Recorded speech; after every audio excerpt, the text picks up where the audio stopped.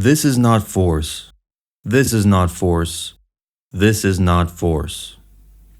This is force.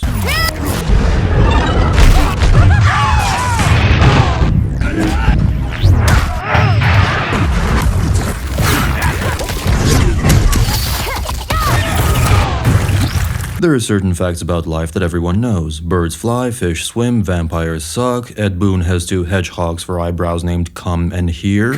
And lighting a match next to a waterfall produces a powerful, bright, usually green explosion with elemental force. Okay, that's not exactly how that works. Let me back up for a second. In Mortal Kombat, people do the standard earth, fire, water, air attacks, but this guy does smoke attacks, which is technically half ignited air or fire plus air. These guys do lightning, which is plasma, technically fire, but it comes from water clouds by way of ionizing air. These guys do blood attacks, which are water, oxygen, and a bunch of nutrients also harvestable from the earth. And my cock. Haha, fooled you. Rinse and repeat. You can make an entire magic system out of this, which I indeed have, and which has a less condensed and less vulgar explanation for all of this. And if you've seen it and already know all this, it's your own damn fault for spreading this brain rot across the internet.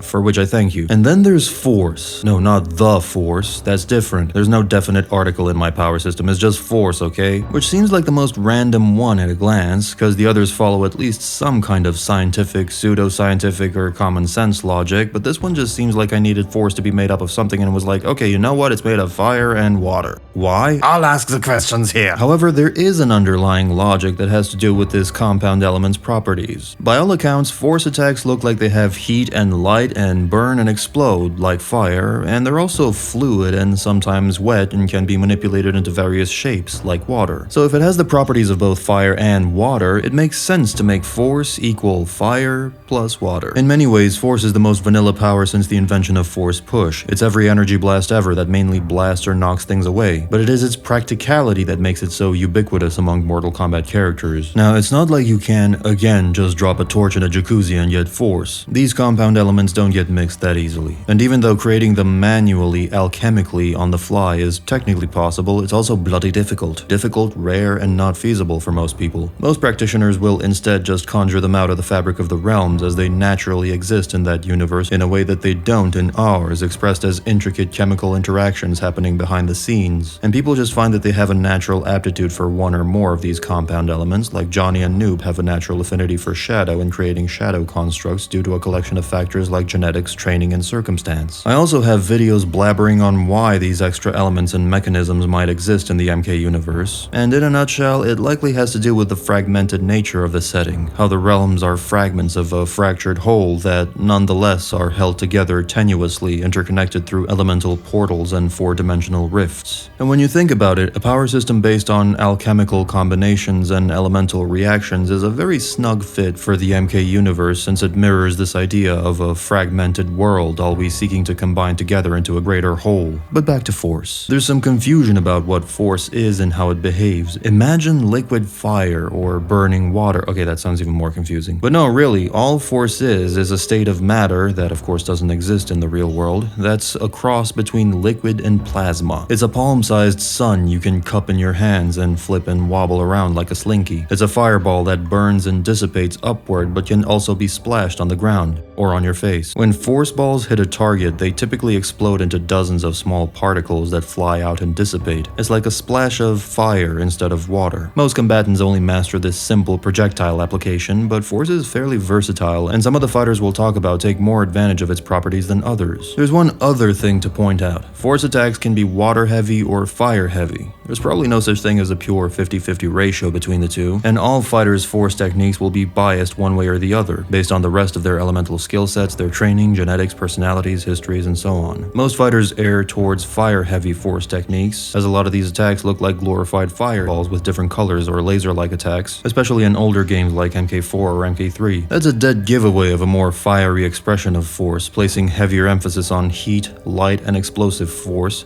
than on fluidity and shape manipulation. Now let's run through all the force users in MK and see what kind of force they can forcefully force down your throat. Johnny Cage. Let's start with the standard force Force user experience. You know, for all the crap I like to give MKX's story mode, I do agree with giving Mortal Kombat's version of Johnny Bravo a bit more importance, cause the man's a beast when you think about it. Shadow user, Force user, genius level martial artist. There ain't that many people, Earthrealmers or otherwise, that can brag about being proficient in 2 compound elements. Of course, the god-killing bloodline execution was atrocious, but the intent wasn't bad. Johnny is the most typical Force user you will ever encounter, conjuring glowing concentrations of Force energy that can be thrown or lobbed at an opponent, which burns and explodes into smaller Force particles on impact. Functionally similar to a fireball, Force has more heft and shape to it and can thus technically be used in more varied ways, like being juggled or even bounce off walls, but Johnny isn't proficient enough to do that, so it operates more or less like a fireball. In MKX, he can also charge up his punches and kicks to do enhanced damage, and this move is literally called Force Punch. This is similar to other characters we'll talk about, but not to the same degree. The ability to charge your attacks is a perk that Force bestows on its users, and Johnny is one of the few such users who displays it. Now, for the hyper sticklers, there is some confusion created by these moves. Despite the naming scheme suggesting that these moves are different techniques that draw on different power sources, visually, it all looks like the same green glow, at least in MKX. In other games, there's some visual difference, so not a problem there. This is compounded by the role the glow plays in the story as a plot device, so one could argue that his Force balls are actually just Shadow or vice versa, and there's no need to split it into 2 elements. And that's a fair argument, except this god-killing plot device is an MKX only thing. They never bring it up in future games, and it wasn't a thing in any of the 9 previous games. There are many ways to skin a power system cat. I chose one and I'm sticking to it, not just because I don't want to backtrack and retcon for the sake of the game's retcon, but also because I can draw the most amount of commonalities between fighters' abilities using this system. Anyway, these moves not just showcase that Force can be charged for a bigger blast, which by the way, there's a cool character idea in there somewhere. A fighter whose entire strategy revolves around charging attacks whenever he can for some spectacular payoffs. Kinda like how Finks from Hunter x Hunter can charge his punch till it deals virtually infinity damage, at least in theory, but topic for another video. But this also showcases another way to use Force, namely to enhance physical attacks, something that our next Force user on this list is an expert at. Li Mei. Throughout Li Mei's many incarnations, one thing has remained constant, and that's definitely not her beauty. And that's her predilection for Force attacks. From her purple Deadly Alliance and Deception Spark attacks all the way to the Firework Blast of M1K, Li Mei is very generous with her Force usage, takes it to the next level by popping enemies up instead of just blasting them away, and also uses it like elemental brass knuckles to make her punches and kicks hurt more, and also to propel herself forward and upward, do lunges, cartwheels. These are all common sense moves that utilize Force not just as a direct damage projectile, but also as a form of propulsion. Force is like magical fantasy Nos, and this cements it as one of the best elements on this list for a brawler type character as well as a zoner and, as we'll see later, a setup character too. And then there's Darrius. There's not much to say about Darrius, sadly. He's just another Force user. In fact, more broadly speaking, he's the very definition of just another character, or Jack for short. There are plenty Jacks that Mortal Kombat has collected along the way, such that you could make a gigantic tier list with all the Jacks to determine who's the biggest Jack to ever Jack. Generic Goatee Man pretty much does exactly the same things that Li Mei does. Sparky projectiles, charge attacks, using Force to propel himself, enhances speed, enhances damage, and go in a way that makes it seem like the line was misrecorded or poorly synced. In MK12, Mr. Shades is my whole personality mostly just does Force-enhanced kicks and the like that stun the opponent, so dazing and staggering could be construed as another use for this element. Darrius is what the Matrix would have ended up looking like if Will Smith hadn't turned down the lead role. That's all I got. Moving on. Jax. Jax is low-key interesting, because if you were to make an educated guess, you would say his lasery powers come from his cybernetic arms, but you'd be wrong, because MK2 Jax exists, who has regular meat bag arms, yet still produces energy blasts and shockwaves the way BMWs produce car accidents. Now don't get me wrong, as it progressed through the years, the franchise definitely made it seem like his energy attacks were tech, to the point of it becoming more or less canon, much like the next character we'll be talking about. But if we are to include his MK2 version, then Jax technically is, and always was, a Force user. Also, nowadays people don't know this, but originally Jax's arms weren't cut off or crushed or tele-squished into barbecue sauce.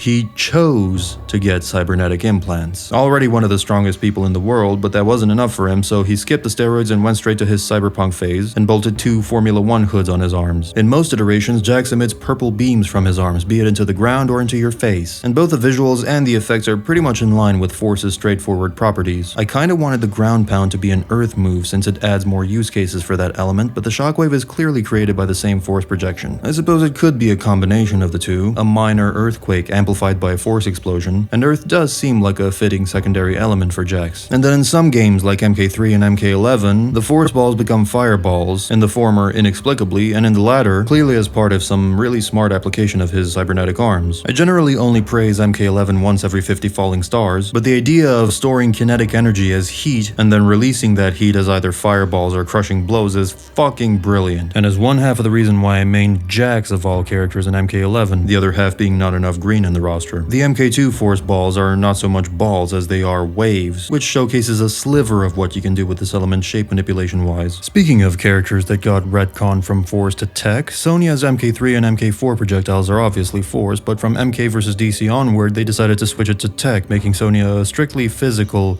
very physical character, except for the bullshit kiss of Chernobyl, which they insist on associating with her despite it not fitting her personality one bit. As an aside, it's interesting that Deadly Alliance has the only version of the character that I know of without a projectile. Instead, they took the aforementioned arc reactor smooch, nerfed it into a tear gas version, and made it an actual special move for the first and last time. Last time for her anyway, because her unofficial psychotic daughter from one game later got the move copy-pasted to her. Sonya as a whole used to be a much more magical character in the old games, employing vertical bicycle kicks and square wave punches that left a pixie trail in MK4, which sort of makes sense when you think about it. Why should she be the only Earthrealmer without any special powers? Liu, Lao, Cage, Kai, Zero, and even fucking Jax all have magical bullshit moves. Why should the girl, who arguably needs the magical bullshit even more to level the playing field, be the only normo around? On the other hand, you could argue that keeping her unpowered makes her that much more admirable a fighter for surviving in this ruthless land full of horse cocks and super gropers. Comment down below, do you prefer magical bullshit Sonya or feminist I don't need no man's misogynistic power systems Sonya? Anyway, enough stalling, nothing to add about her actual force abilities, she's a pretty vanilla user, moving on. Kabal. Kabal's force ball is sometimes called a gas blast, but it's basically a force ball, down to the multi-particle explosion. His power set sits nicely between neighboring elements like air, smoke, which is air plus fire, and force, which is fire plus water. So all the elements he uses neighbor each other closely, and having so much shit in his arsenal kinda makes Kabal into an underrated powerhouse. More on that and him here. Shao Kahn and Motaro both do force balls that look more potent and borderline fireballish than the rest of the cast, which is fitting for a boss and a sub-boss. The Motaro cameo's projectile attack is even more definitely force-like. Nothing special here. MK9 Shao instead hurls energy spears at opponents, which could be force, but they could also be some kind of soul construct, as the spears don't explode on impact and penetrate and linger inside you a bit, like a condom that accidentally came off. Technically, they could also be shadow constructs because of something I'll explain about Nightwolf. The way Shadow works, especially in older games, is there are levels to it. Johnny's Shadow Kick has a normal green version, but also a secret red one, triggered when certain conditions are met. Same with Nightwolf's arrows. Sometimes they're green, sometimes they're red and gain enhanced properties. If Nightwolf's arrow projectiles are shadow, which I debate that endlessly with myself here, then it stands to reason that Shao's green spears are also shadow since they look and behave exactly the same as Nightwolf's conjured weapons. So this one's up in the air. Again, watch the Nightwolf video for the full rundown because there's lots of things this could be. Sindel. Sindel is not really a force user, but it's worth mentioning her because her spitballs behave like your average force ball. However, given the theme of the character as a heavy-duty air and illusion user, possibly with a third secret element thrown into the mix, it just doesn't make sense thematically to randomly give her a force skill, so her lip ball is more likely illusion, which can accomplish similar things. Liu Kang. Liu Kang is traditionally the most vanilla firebender ever, yet in MKX he gains his little dualist variation that bestows him with an interesting set of abilities. Called yin-yang in-game, a slightly more pseudo-scientific analysis reveals these to be light and force abilities instead. Now I covered both at length in the light video, so I'm not going to spend too much time on Liu here, but suffice it to say that his application of force is extremely advanced, him able to not just create larger force balls than most of his counterparts, but also charge up force attacks just like Johnny Cage, as well as stop his projectiles in place and use them as traps and obstacles, something only one other force user is capable of doing, and that user is Reptile. We've finally arrived to the big kahuna himself, the force god that makes everyone else on this list look like a 5-year-old messing around with Play-Doh. Old Skunk Breath is the embodiment of this element on every level. Not only are his force abilities second to none, he is also the very definition of force thematically, conceptually, on screen, as well as behind the scenes. As you know, Reptile was the original palette swap, a cheap way to create another character without changing anything but the color. If you can have a blue ice ninja and a yellow fire one, why not combine the two and have a green gross ninja too, and give him the moves of both, again to save resources. So you have a literal combination of yellow and blue, you've got moves mixed in from both constituent ninjas, you've got a projectile that explodes like fire but is viscous and liquidy like water, you've got a character that's both cool and monstrous. Reptile is the poster boy for the Force compound, the ultimate combination of fire and water, and indeed what I designed this element around. Now, it has been suggested by many of these comment thingies that Reptile might be or should be the acid element. Isn't that cute?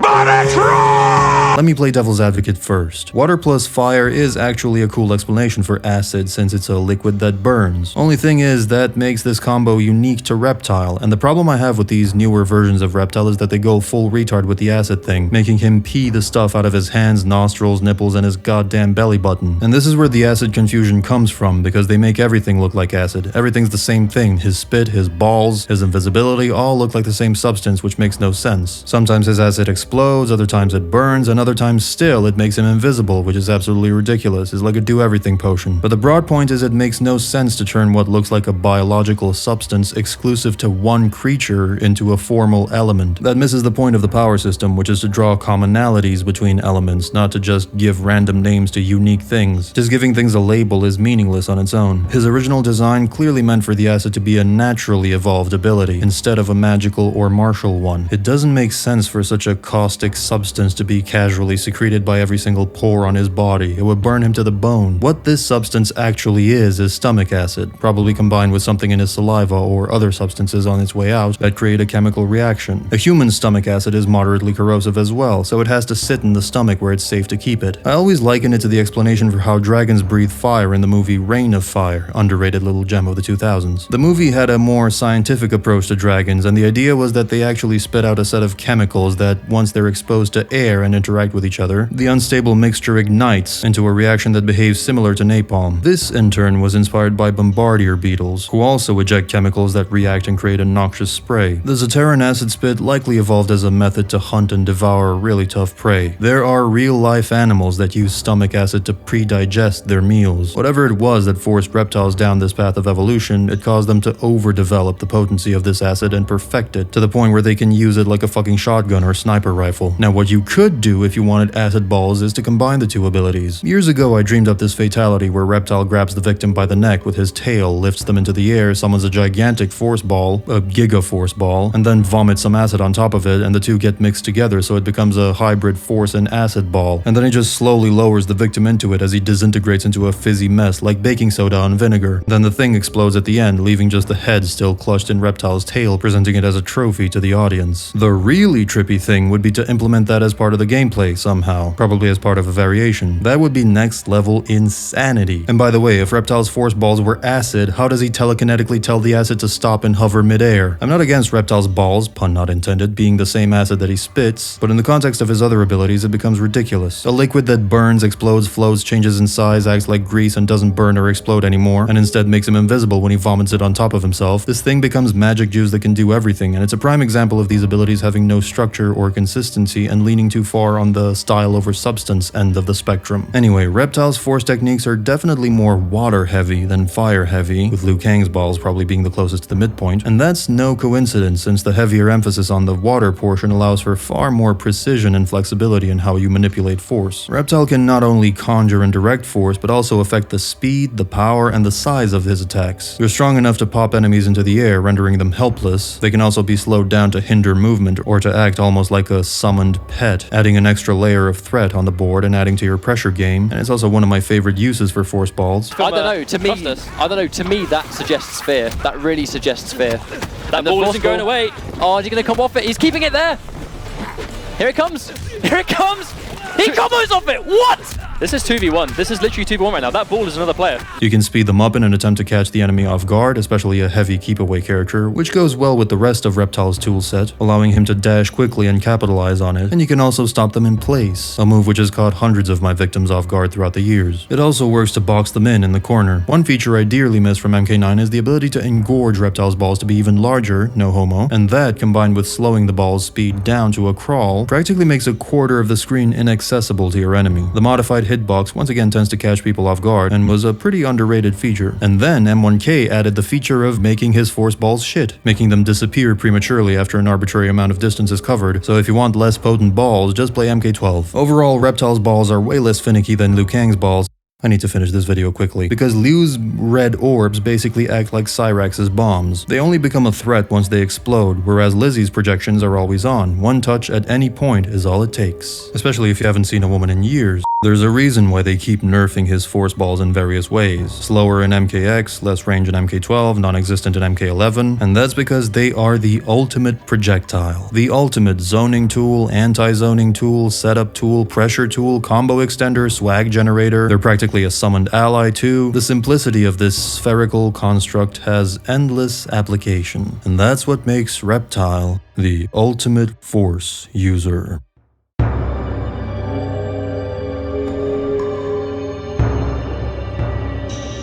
Hope you used headphones during the ball segment. If not, congratulations, everyone thinks you're gay.